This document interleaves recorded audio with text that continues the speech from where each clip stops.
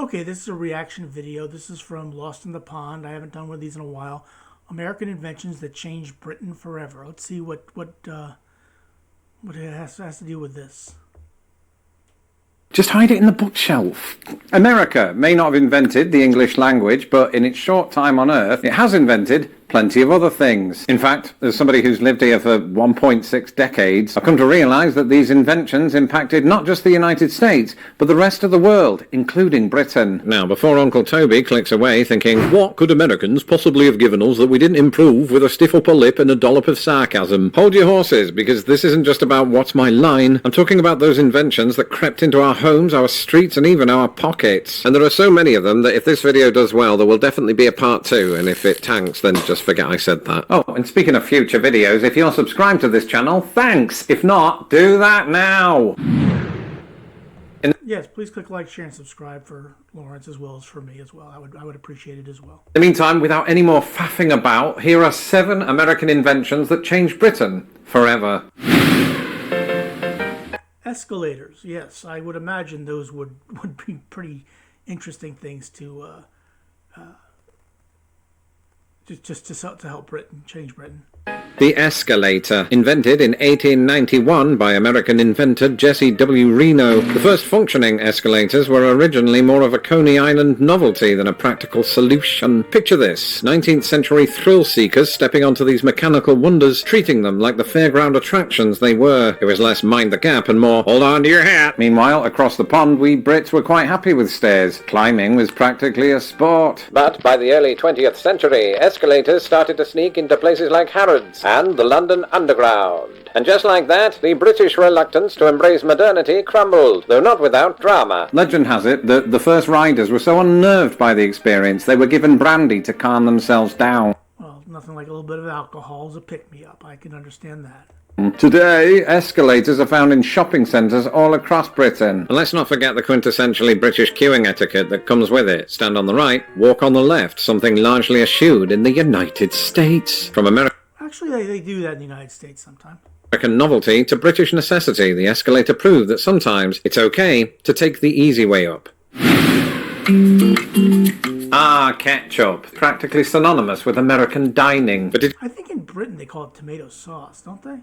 You know, this popular condiment wasn't always the ketchup we know and love. Early versions were more like a fermented fish sauce from Asia. In 1812, an American scientist named James Meese became credited with the first recipe for tomato ketchup. However, it wasn't until another American named Henry J. Heinz got involved in the late 19th century that ketchup became the sweet, thick tomato sauce we slather on everything today. While Heinz ketchup started gaining a foothold in American life, it was also sold in the UK from 1886 onward, first as a novelty, now as a must-have. Today, ketchup is a non-negotiable accompaniment to chips, bacon sandwiches, and, if you're feeling rebellious, a full English breakfast. Now, when he said chips there, he doesn't mean potato chips, my American friends. He means French fries.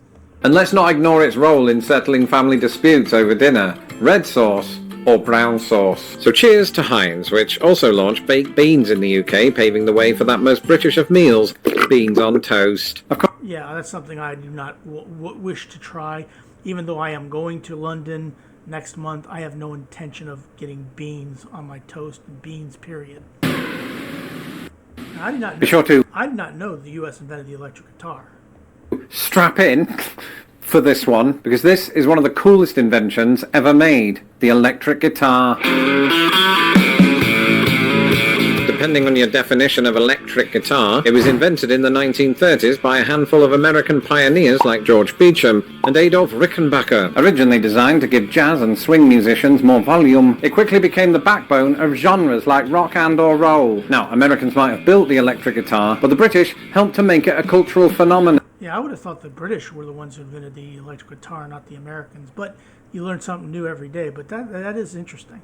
And by the 1960s, British bands like the Beatles, the Rolling Stones and the Who invaded the United States wielding Fenders and Gibsons. It's amazing they weren't tried for war crimes. Suddenly, the electric guitar wasn't just an instrument, it was a symbol of rebellion, creativity, and occasionally smashed hotel rooms. So here's to the United States for plugging in and turning it up. And here's to us for taking that six-stringed marvel and making chart history. Yeah, the mobile phone. Now, we call it a cell phone in the United States. You guys call it a mobile mobile phone. Next on the list, the mobile phone. And believe it or not, the device You guys call it a mobile, I think, but we call it a cell phone. that you're probably holding in your hands right now started as a clunky, brick-like invention in America. The first mobile phone call was made in 1973 by Martin Cooper, a Motorola engineer who reportedly called his competitor at Bell Laboratories just to gloat. In the early days, mobile phones were seen as flashy gadgets for business executives and Wall Street hotshots. But as the technology improved, their popularity skyrocketed, and by the 1990s, mobile phones were becoming a bigger thing across the Atlantic. You know, if you told somebody that your phone would be used to search the internet, you know, in the 90s, 80s, 90s, you'd have a device that would, you know, you wouldn't need to plug in. You could talk to anybody. You could order food. You can do things like that with a push of a button. That would have seemed like Star Trek to us. But it is something that I knew I knew it was invented in the United States. I think I said that earlier, but I think the mobile phone really came because there was a guy who was sitting there and he wanted to be able to move around and talk to people, and he saw us on Star Trek. They're communicators. He said, "That's what I need to make," and that's where it came from. First, we Brits were sceptical. After all, who needed a phone that you could carry when a red phone box worked just fine? But once prices dropped and networks improved, we were hooked, as were the red phone boxes. Fast forward to today, and mobile phones are as essential in Britain as tea and biscuits. From texting mates about the football to snapping pictures of your Sunday roast for Instagram, they've become an integral part of British life, not to mention the world. Sadly, we've not quite forgiven America for inventing autocorrect, but then neither has America. Either way, cheers to the mobile phone. An American invention that connects us all, one missed call at a time. Now, I don't know that I'm really. I don't wear blue jeans. I don't care a lot about blue jeans. But again, I guess that's a pretty big deal. Who would have thought that a pair of trousers designed for American miners would become a British wardrobe staple? Enter blue jeans, invented in 1873 by immigrants Jacob Davis and Levi Strauss. Originally made for rugged labourers, these durable denim wonders quickly became a symbol of American work ethic and soon American cool. La la la la la la la bum bum bum. By the mid-20th See, he's wearing his pair of blue jeans.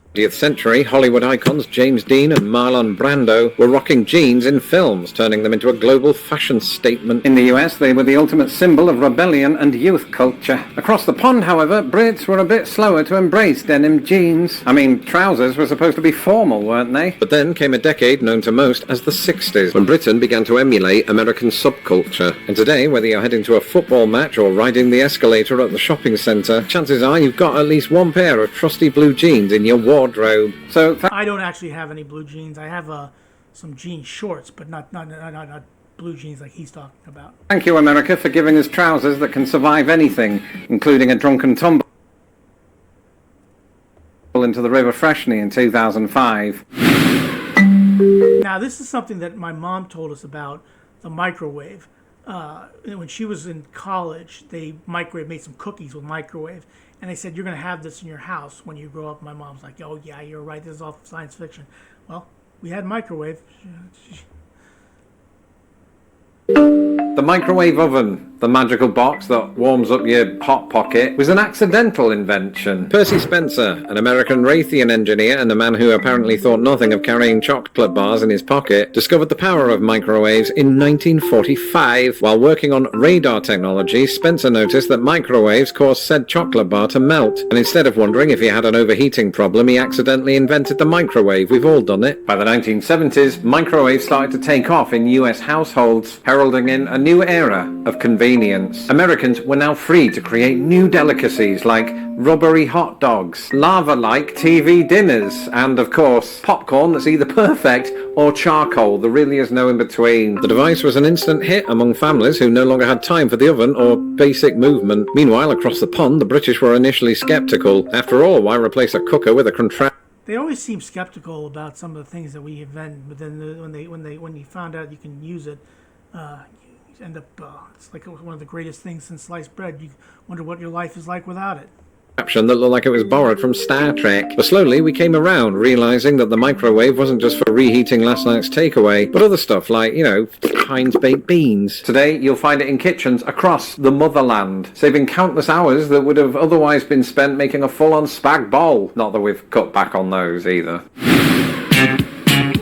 Yeah, the internet. That is huge. That is probably one of the biggest things that the United States America has invented.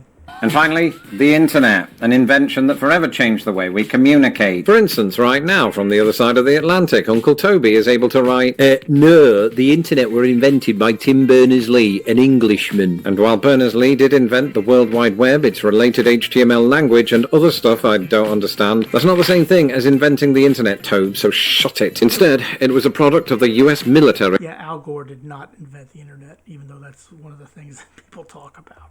Developed between the 60s and 80s as a project called ARPANET, the internet wasn't exactly intended for cat memes, but by the late 1900s, this once clunky system of interconnected computers became the World Wide Web. And I remember this, when the internet first showed up in Britain, it was a slow, screechy affair. Dial-up connections meant waiting ages just to load a single page, and heaven forbid that my dad picked up the landline mid-download. But as broadband took hold in the early 2000s, the internet transformed British life, from how we shop and work to how we watch a YouTuber explain how the internet transformed British life. Today, whether you're binging Netflix, Googling the nearest chippy, or complaining about the Wi-Fi speed, chippy means English for fish and chip shop. The internet is woven into the fabric of daily life in Britain. So cheers once again to America for inventing the internet, and to Sir Tim for actually making it work. If you enjoyed... Yes, this is Lost in the Pond, American Inventions that Changed Britain Forever. Well, please click like, share, and subscribe for Lawrence as well as for me. Thanks for watching. Have a good rest of your day.